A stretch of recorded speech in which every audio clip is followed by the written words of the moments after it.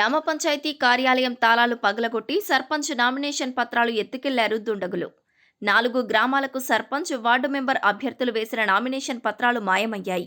వికారాబాద్ జిల్లా తాండూరు నియోజకవర్గంలోని పెద్దేముల్ మండలం గొట్టపల్లి గ్రామ పంచాయతీలో చోటు చేసుకున్న ఈ ఘటన స్థానికంగా కలకలం రేపుతోంది. గత రాత్రి పోలింగ్ స్టేషన్ తాళాలు పగలగొట్టి నామినేషన్ క్లస్టర్లలో ఉన్న నామినేషన్ పత్రాలను ఎత్తుకెళ్లారు. గొట్టపల్లితో పాటు హన్మాపూర్, గిర్మాపూర్, జయరాం తండా గ్రామాల సర్పంచ్, వార్డు మెంబర్ అభ్యర్థులు ఆందోళన వ్యక్తం చేస్తున్నారు.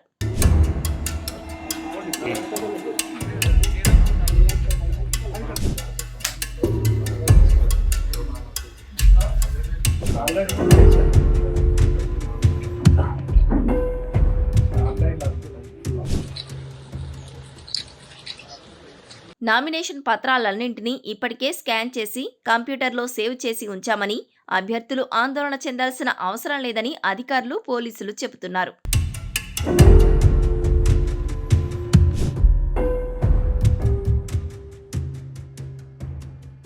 పోలీస్ స్టేషన్లో భద్రతపై విమర్శలు రావడంతో అధికారులు ఈ అంశాన్ని సీరియస్గా తీసుకున్నారు.